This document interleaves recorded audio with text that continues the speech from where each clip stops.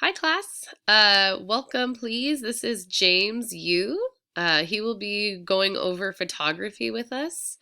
He has a master's in fine art in writing, but as part of the newer wave of students who are expanding their practices and looking into other multiple genres, he's been practicing more photography recently. He's studied at CCA alongside with a lot of the artists he'll be showing today, and he's worked under Abner Nolan and Dion Lee. He's an emerging photographer, and thank you so much for being here, James. Great. Thanks for having me on, Yvette. I hope that I can show you some of my work and show you some of the things that might inspire your own journeys as artists in any and all kinds of mediums. Um, so I think I just want to start off with an image, and this is something that I really love by this British photographer. His name is Martin Parr, and he created a whole series of images of British people vacationing on the beach. And so this is just an example of a photograph that I really love. I think um, there's so many amazing moments that one can capture in photography. It can really tell a story and a narrative. And as a writer, I'm really drawn to like the narrative possibilities behind photographic work. And just to kind of lead our discussion, I want to start off with just a really brief technical overview of photography. For many years, I was just shooting with my iPhone. I never had a real camera. And really, when I started taking classes at CCA, that's when I was really playing with different manual controls and really experimenting with how to make different kinds of images. So if you ever played with a DSLR or a mirrorless camera, you may be familiar with some of these terms, and I don't want to belabor the point, but there is this really great resource, and I'll link you guys to that at the end, and Yvette will share that with you as well. But this really great website is called Photography Mapped, and it's an interactive website designed by a graphic designer that shows you how to manipulate different controls and get a different kind of image. So essentially, you have your mock camera here with the different settings, and then when you photograph, it'll make the image and it'll show you how the different decisions that you made down here in terms of aperture, shutter, and adjusting the sensor will affect the final product. And on the left side, this is where you kind of get the kind of setting of what this would look like if you were just to look at the scene in person.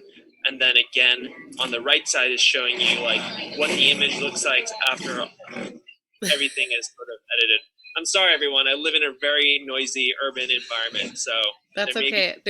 There's a toddler in the room next to me who's making noise too. So we've got I hope I'm not blowing out your eardrums, everyone.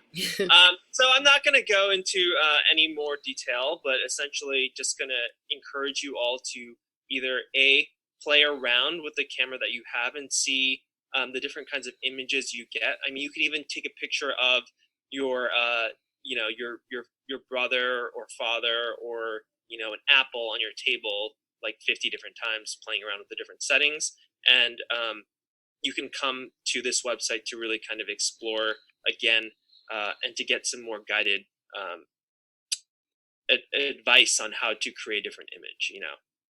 So just to clarify, when you are looking at the image on the far left, that's what your image looks like now, and then the image on the far right is what it would look like once manipulated with the various light, aperture, shutter, and sensor.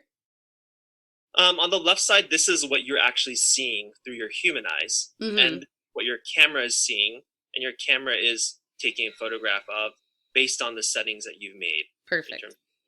yep. Cool. And I'm just going to go over some photographers I like, and this is not at all this is not all comprehensive, and you should really kind of explore all sorts of different photographers that may be working in different aspects, such as landscape or portraits. If you're into fashion or sports photography, there's also those photographers as well. Photojournalists. It's a very big field, and there's a lot to explore in terms of work that's being made. That's very good. But I'm just going to show you some of the artists that I really like. The first one that I've really been engaged with is and really interested in is Tina Barney, and she actually came to photography pretty late and in her life. I think she was in her 40s when she started taking pictures, and she mostly was photographing domestic spaces, um, family members and friends of family, and there's a lot that's really intriguing in terms of kind of the ways in which the subject matter, and something that she's noticed and critics have noticed about her work, is that there's a sense in which the people and how they're dressed kind of relates to the literal background and the interior spaces. So you can see, like, even with um, these two figures, this mother and daughter figure, what they're wearing in terms of their bathrobes really kind of relates to not only the background of the wall, but also even those like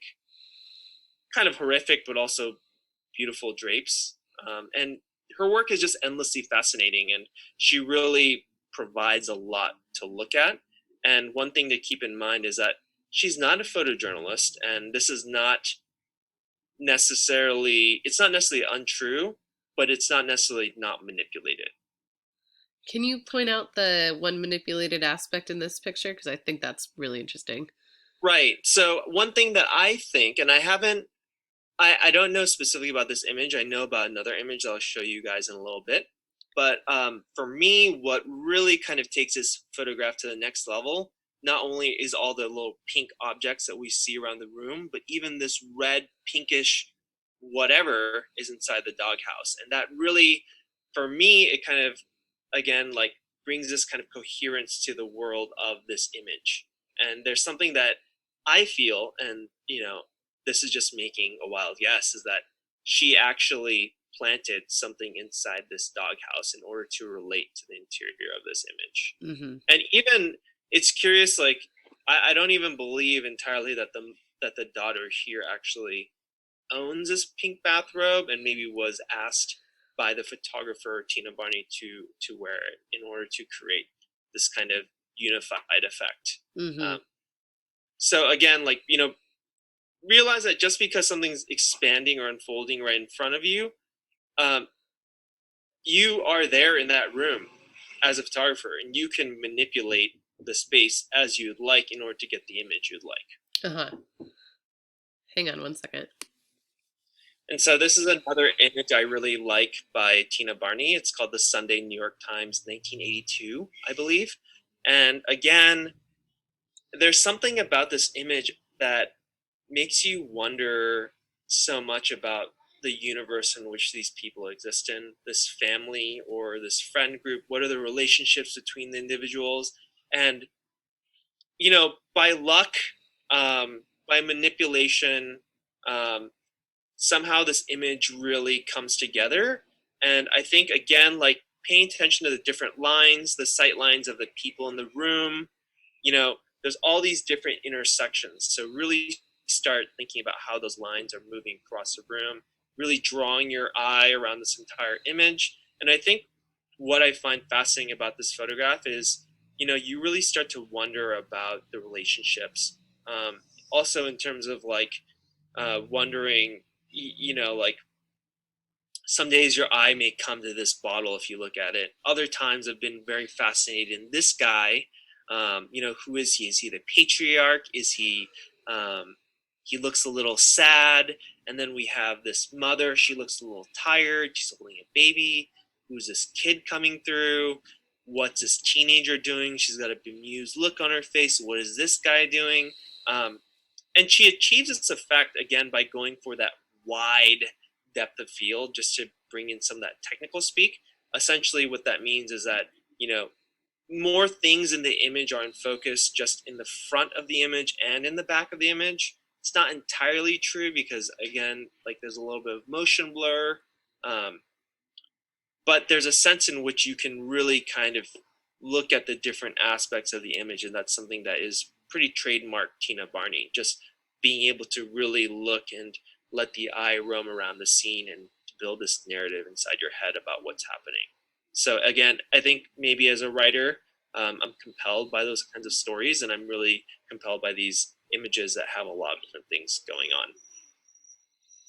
Same thing goes around with this image. And I actually know a few things about this photograph because one of my teachers told our class some details about this image in particular, such as this tin container, red container, and this ball. These were planted. So these are these are items that she specifically placed in this image in order to bring more visual interest as a whole. And so you have that effect of, this red here, this red here, this red shirt, this red here, and this red ball. And there's, again, kind of these interesting lines that are formed by the way in which these people are looking or the ways in which their bodies are being pointed. So, when you're looking at images, you can make very specific images. You can make images that are more simplistic, but I would classify Barney's work as more complicated in the sense that there are many different layers, even rooms in the background, things to look at, different figures in the foreground, the middle ground, and then the background. Mm-hmm. So there's a lot of things to look at. Mm-hmm. Yeah, there's a really great repeating vertical line that goes throughout the entire composition. Right. Yeah. And actually, I have this book currently checked out from the library, and some painting students were actually marking it up and drawing different lines and scale lines. So, very cool. Photographers, are inspired by painters, and painters use photography. Again, anything can be your influence, and it's important to just kind of look at lots of different kinds of work across very many different kinds of mediums. Mm-hmm. Well said. So now we're going to look at Jim Goldberg. He was a longtime faculty member at CCA, currently emeritus professor at CCA, where your teacher Yvette got her MFA. And Jim Goldberg got really famous in the 70s by making this body of work called Rich and Poor. And essentially, he took photographs of very wealthy families and also very poor families, and collaborated with them by inviting them to write on the photograph after it was taken. So the subjects have their own voice, and they're able to, clap back at the photographer. And so one thing that I really like about that is not only is there that textual element, but there's also that element of collaboration. There's also that leveling of the subject being able to have his or her own voice. So I really love Jim Goldberg's work. Definitely look it up if you're interested in image and text. We also have Larry Sultan, who was another really big figure at CCA back in the early 2000s. He passed away, unfortunately. And this is from a body of work called Pictures from Home, where he was taking photographs of his retired parents, and they were living, I believe, somewhere in Arizona, and he would go stay with them, and while he was there, he would photograph his father and mother doing various things. And again, it has a real, it has that kind of intimacy of kind of like the family snapshot, but it's also a little bit too great of an image for you not to believe that there was some sort of collaboration. And he's actually spoken to the collaboration between his parents and himself. And in one really great interview that Larry did with SF MoMA, Larry Sultan was telling the viewer that essentially at one point his father, the man holding this golf club right here, after Larry had taken a picture of his father, had said to him, this is not me. This is you that's sitting on the bed. And this is you. It's like, I'm being photographed, but this is not anything to do with me. It's all about you, and you're actually the person that's in the photograph. So that really, again, that might sound a little bit heady or something, but essentially it's saying, as soon as you start manipulating or asking someone to do something for you to make an image, then that person, I think he's suggesting that person isn't no longer fully in control of themselves Well, they're in not that really image. the subject. Hang on, it's